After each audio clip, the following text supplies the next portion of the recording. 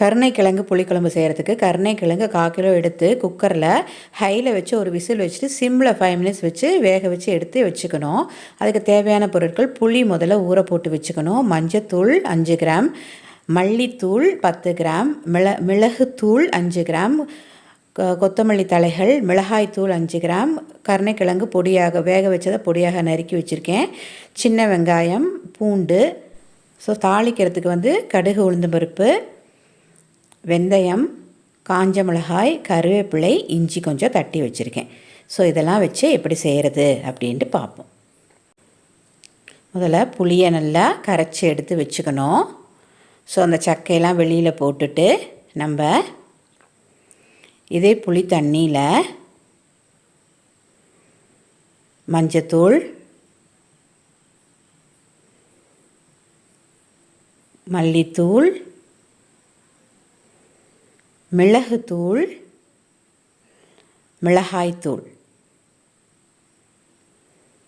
So உப்பு கொஞ்சம் போட்டு நல்லா கலந்து எடுத்து தனியாக வச்சுக்கணும். அதை கட்டி இல்லாமல் நல்லா கலந்து வச்சுக்கோங்க. ஸோ ஒரு கடாயை எடுத்துகிட்டு நல்லெண்ணெய் கொஞ்சம் ஊற்றிட்டு 5 ml ஊற்றிட்டு கடுகு, உளுந்து பருப்பு எல்லாம் தாளிக்கணும்.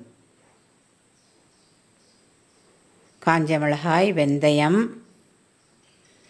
எல்லாம் பொரிஞ்ச உடனே கருவேப்பிலை, இஞ்சி தட்டி வச்சது எல்லாம் நல்லா பொரிஞ்சு வருது பாருங்கள்.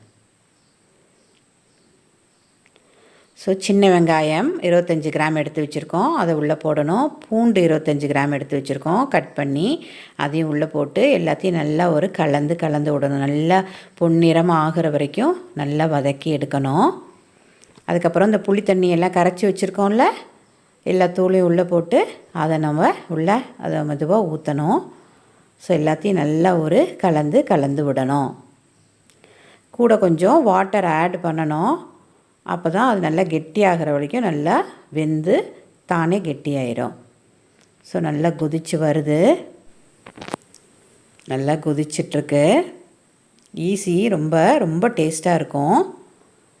ஸோ இந்த டைமில் நம்ம வேக வச்சு கட் பண்ணி வச்சுருக்கோம்ல கருணைக்கிழங்கு, அதை உள்ளே ஆட் பண்ணணும். நல்லா ஒரு கலந்து விடணும்.